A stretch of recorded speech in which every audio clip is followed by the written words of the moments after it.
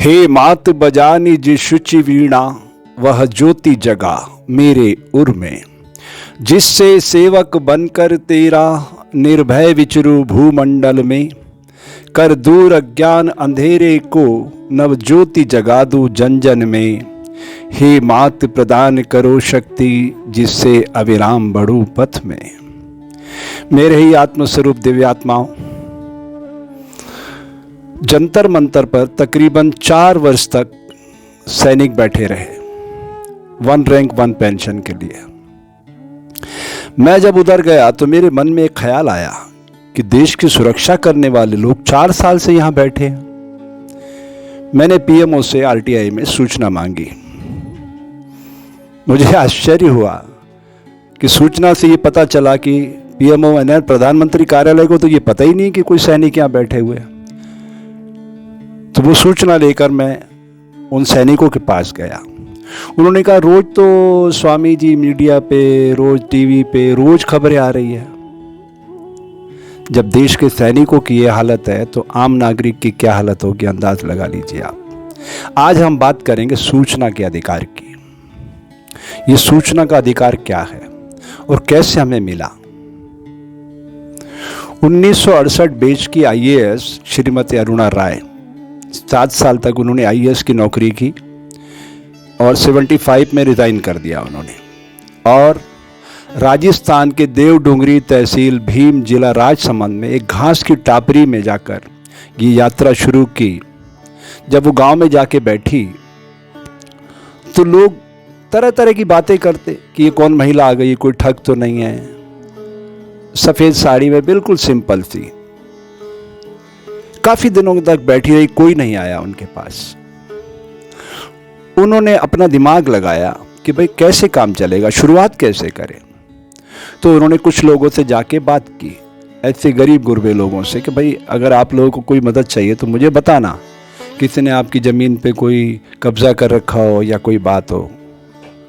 तो एक जो आपकी सड़ी गली मानसिकता है, आपके दिमाग में सड़ांध है, उसके हिसाब से मैं बोल रहा हूँ। मैं तो ये मानता हूँ कि संसार में 2 जातियाँ, स्त्री और पुरुष, लेकिन आप जो माने बैठे हैं उसके हिसाब से एक छोटी जाति का व्यक्ति उनके पास आया कि साहब मेरी ज़मीन पे जो है एक बड़े ठाकुर साहब ने कब्जा कर रखा है।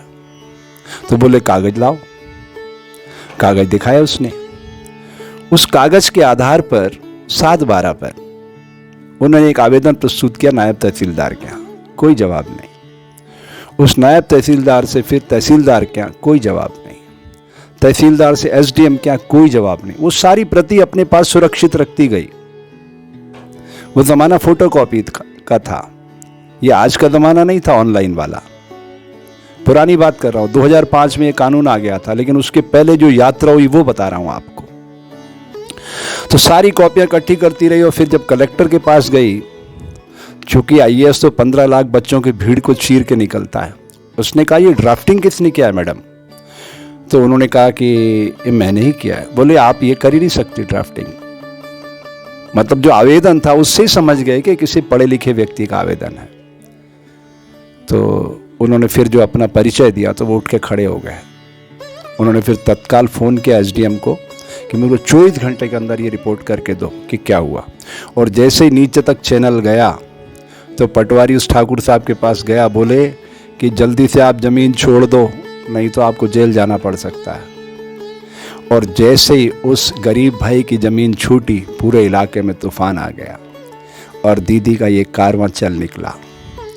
उन्होंने अनगिनत बार झूठे मुकदमे सहन किए, जेलों में गई।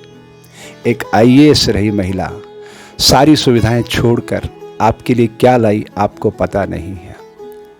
जिन्हें आप अपना कीमती वोट देकर एमएलए एमपी बनाते हैं, वही पावर आपको उसने 10 रुपए के पोस्टल ऑर्डर पे उपलब्ध करा दी। सूचना का अधिकार अधिनियम 2005, अगर हम इसका इस्तेमाल करना सीख जाएं तो भारत एक सच्चे लोकतंत्र के स्वरूप में बदल सकता है।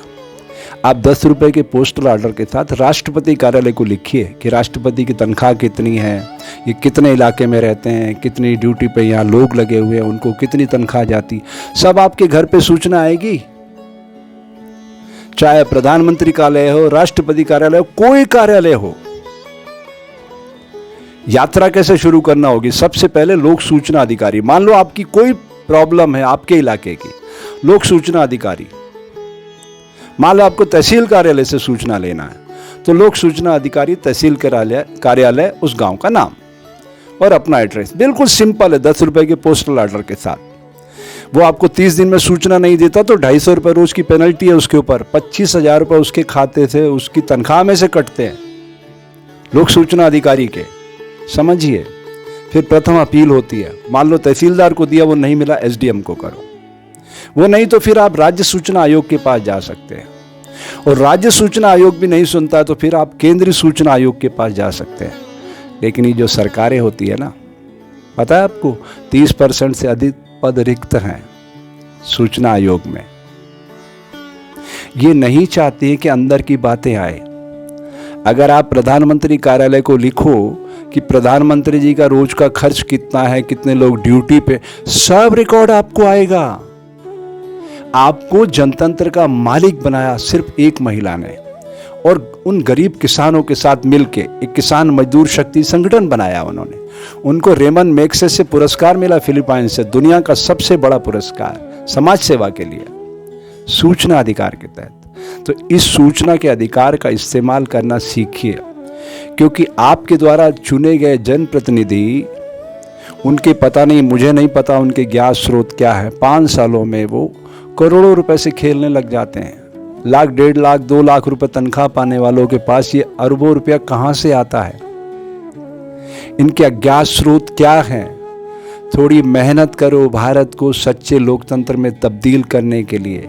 मुट्ठी भर लोगों के हाथ में आज़ादी को कैद मत करो, आपकी भावी नस्लों का सवाल है।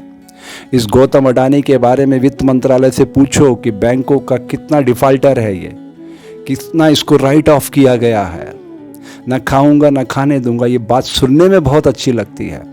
इस देश का सबसे बड़ा करप्ट सिस्टम इस समय मौजूद है, और इसको ख़त्म करने के लिए आपको कोई जिंदाबाद मुर्दाबाद करने की ज़रूरत नहीं है।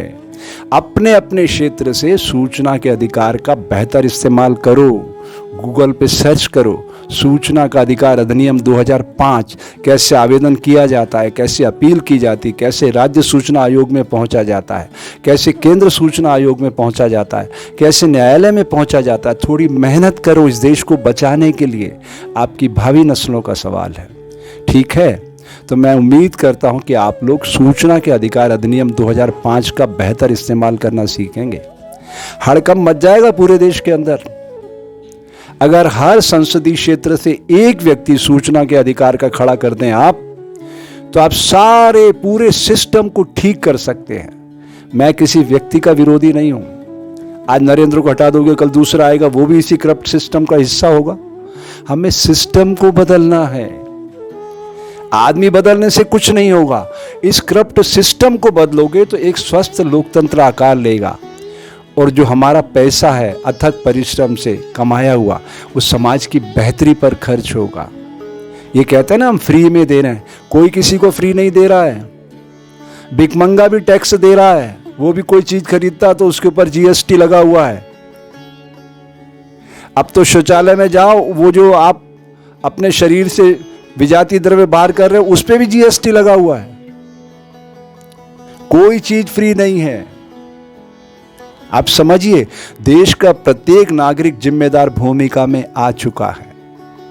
तो सूचना के अधिकार का बेहतर इस्तेमाल करिए, और आप अपना एमएलए एमपी खुद बनो, तब आपको समझ में आएगा कि नागरिक दायित्व बोध क्या होता है।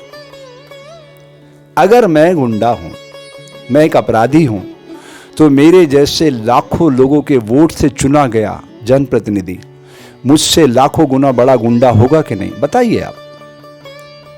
जीवन एक प्रतिध्वनि है, देर सबेर वही सब कुछ मिलता है जो हम बोते हैं इस प्रकृति की बगिया में। और अगर मैं एक शरीफ आदमी हूं, सच्चा आदमी हूं, नेक नियत आदमी हूं, ईमानदार आदमी हूं, तो मेरे जैसे लाखों लोगों के वोट से चुना गया प्रतिनिधि हमसे ज्यादा लाखों गुना ईमानदार, चरित्रवान, सरल होगा कि नहीं? मैं आपसे पूछना चाहता हूं।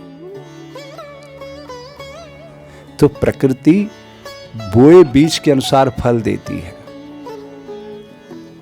बबूल के पेड़ पर आम नहीं लगते। आम पाना है पाने की भावना रखते हो कि एक स्वस्थ लोकतंत्र हो, सबको नैसर्गिक क्षमता विकसित करने का अधिकार मिले, सबका जीवन सुख शांति समृद्धि से परिपूर्ण हो, तो सूचना के अधिकार का बेहतर इस्तेमाल करना सीखिए। कोई जिंदाबाद मुर्दाबाद करने की जरूरत नहीं है। आज के युग का सबसे सशक्त हथियार सूचना का अधिकार है, यकीन जानिए। और सारी विकृतियों को आप दूर कर सकते हो इससे, सारी विकृतियों को। तो इतने बड़े शस्त्र का इस्तेमाल नहीं करते आप, तो मैं समझूंगा ये लोकतंत्र का दुर्भाग्य है। प्लीज मेरी आप सबसे प्रार्थना है, इस अधिकार का बेहतर इस्तेमाल करना सीखिए।